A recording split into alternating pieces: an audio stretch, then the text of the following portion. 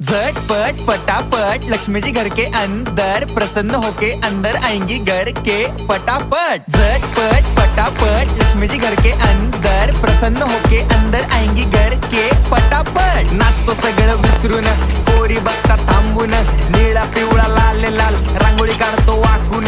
सणासुदीला रांगोळी काढ, भाऊचा बर्थडे रांगोळी काढ, नवीन वर्ष रांगोळी काढ, कलर उरला रांगोळी काढ।